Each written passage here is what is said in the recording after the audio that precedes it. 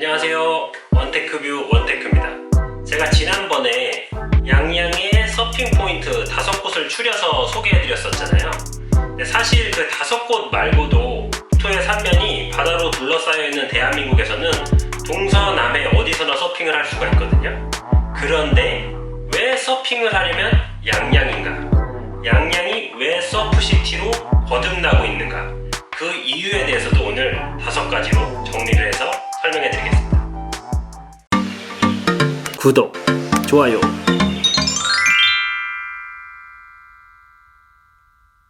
간단하죠? 양양은 실제로 양질의 파도가 연중 찾아오는 포인트이기 때문입니다. 파도가 있으면 지구 반대편까지 비행기를 수차례 갈아타고 수십 시간 비포장 도로길을 달려서라도 오지까지 찾아가지만, 반대로 파도가 없다면 집 앞 해변에도 눈길조차 주지 않는 것이 서퍼들의 습성입니다. 믿기지 않는다고요? 그럼 제가 온갖 고생을 해가며 서프트립 다녔던 영상을 아주 간단하게만 보여드릴게요. 이거는 제가 예전에 호주로 서프트립을 갔었던 영상인데요. 차량을 빌려서 약 1000km가량 셀프 드라이빙 해가면서 중간에 이런 경비행기를 탔던 적도 있었고요. 한 7, 8인승 됐던 것 같은데 하늘에서 창문을 여는 것도 가능한 아주 작은 비행기였습니다. 그리고 이렇게 본인의 캠핑 장비를 다 하나씩 챙겨가지고 국립공원 등지에서 잠을 청해가면서 계속해서 이동을 했던 기억이 납니다. 이거는 이제 인도네시아 롬복을 갔을 때 사진인데요. 이것도 마찬가지로 이렇게 헬리콥터 프로펠러가 달린 비행기를 타고 발리에서 롬복으로 국내선을 갈아타고 또다시 이렇게 정글길을 달려서 서핑 포인트로 향했던 사진이고요. 이거는 그 이후에 저희 아이가 태어나고 나서 제가 발리에 온 가족이 함께 떠났던 영상입니다. 발리는 뭐 삼치기는 기본이거든요. 서프보드도 실어야 되고 아이도 실어야 되고 저희 와이프도 태우고 이렇게 서프트립을 다녔었습니다. 이것도 필리핀 샤르가오라는 지역으로 원정을 갔을 때 사진인데요.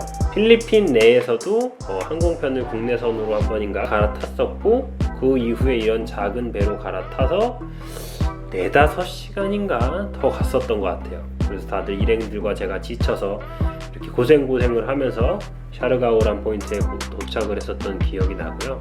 이거는 대만 서프트립을 갔을 때인데, 대만도 항공편으로 도착을 해서 기차로 약 4시간 정도 이동을 하고 그 후에 다시 버스로 갈아타서 1시간 정도를 더 갔었던 기억이 납니다. 이건 또 일본 미야자키라고 하는 포인트로 서프트립을 갔을 텐데, 이건 뭐 별건 없고 차량 렌트해서 이것도 약 4-5시간 정도 운전했었던 기억이 나요. 각자 장비들 챙겨가서 렌트한 차량에 보드 캐리해서 열심히 이동을 해서 또 가서 신나게 서핑을 했었습니다. 서프트립이란 게 이래요. 여러분들도 서퍼가 된다면 그렇게 되실 거예요.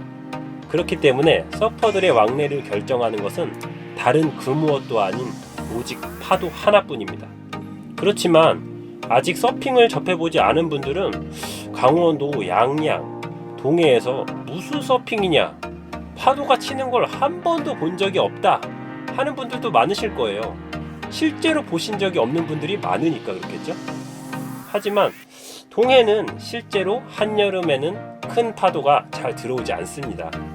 계절적으로 봄이나 가을, 겨울에 여름보다는 비교적 큰 파도가 더 높은 빈도로 들어오거든요.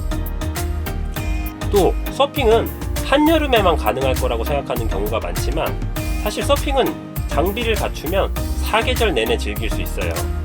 양양의 파도가 가장 좋은 시즌은 또 겨울이라고 할 수 있거든요. 슈트 같은 장비들이 오랜 시간 동안 개발되어 왔고 계속해서 진화하고 있어서 이제는 장비만 잘 갖춘다면 한겨울에도 추위로 인한 큰 고통 없이 즐거운 서핑을 즐길 수 있습니다. 국내에서도 서핑을 즐기는 인구들이 크게 증가하고 있는 것은 다들 아시죠? 겨울 서핑을 즐기는 인구 역시 크게 증가하고 있는 중입니다.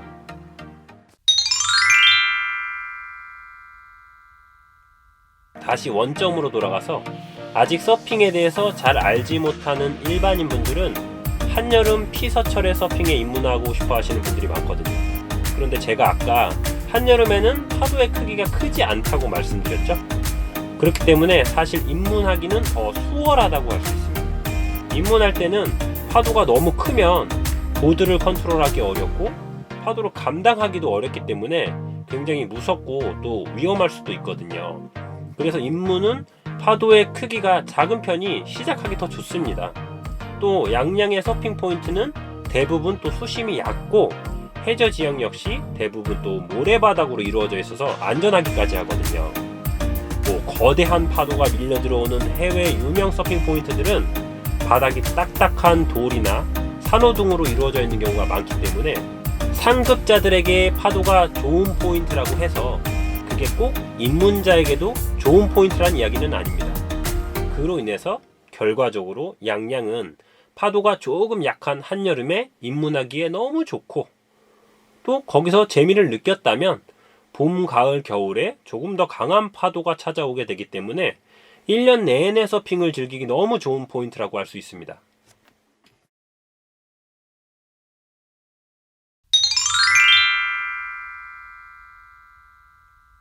제가 조금 찾아보니까 양양군의 면적이 약 630제곱킬로미터라고 하더라고요. 근데 거기에 해수욕장만 약 20여 곳이 있고 그곳 대부분에서 서핑이 가능합니다.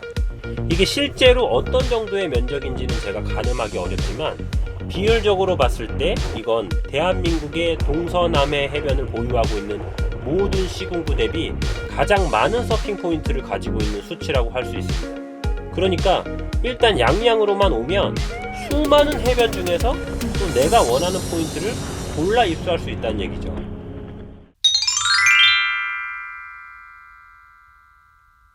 현재 강원도 양양 지역에만 국내 서핑샵 숫자의 약 절반 정도가 포진해 있습니다.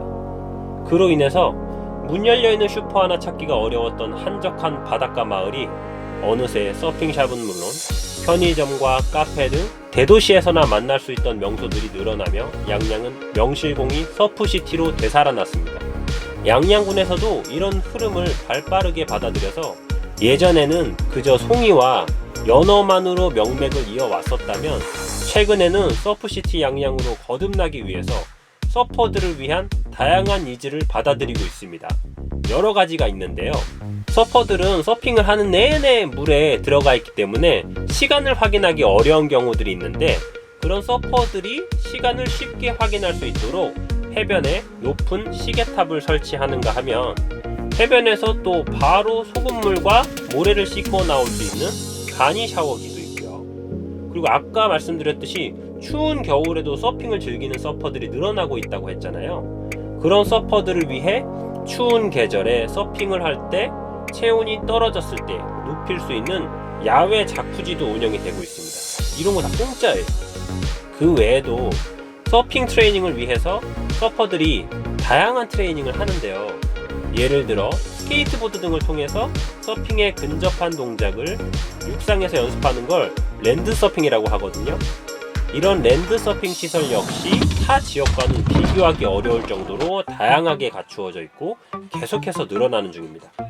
그 외에도 또 아까 말씀드렸던 서퍼들이 해변에서 시간을 확인할 수 있는 시계탑에 가까이 가보면 WSB팜에서 제공하는 양양 대부분의 서핑 포인트를 확인할 수 있는 웹캠 서비스도 이용할 수 있습니다. 이것도 공짜예요. 그래서 예를 들자면 이 해변에서 서핑을 하다가 파도가 마음에 안 들어서 지금은 다른 해변은 어떤가 하고 바로 확인을 해볼 수 있고 그걸 보고서 마음에 드는 곳으로 이동하는 것 역시 아주 손쉽게 가능하다는 이야기입니다. 이렇게 타 지역에서는 기대하기 어려운 정말 서퍼들만을 위한 그리고 서핑을 제대로 이해하고 있지 않다면 구축하기 어려운 다양한 인프라가 준비되어 있습니다. 이 정도면 진짜 서프시티라고 할 수 있지 않나요?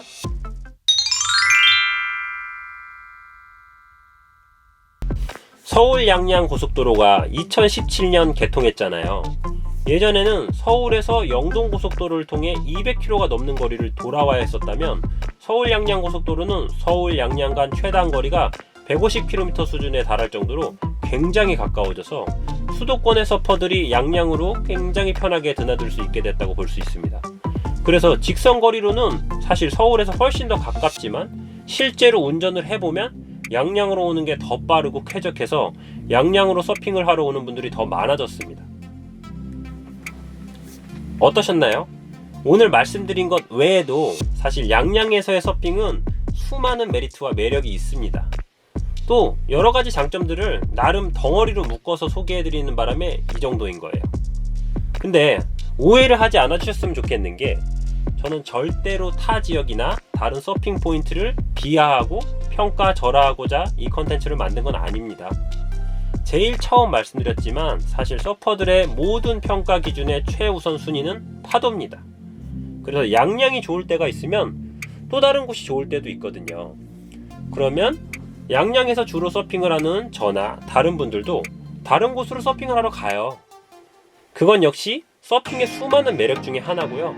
이건 아직 서핑에 대해서 혹은 아직 양양에 대해서, 그리고 특히나 서프시티 양양에 대한 위상을 잘 모르시는 분들께 조금 더 이해하기 쉽도록 정리해둔 영상일 뿐입니다. 부디 오해가 없으시길 바라면서 언젠가 양양의 서핑 포인트 라인업에서 만나기를 바라면서 이번 컨텐츠는 이 정도로 마무리하도록 하겠습니다.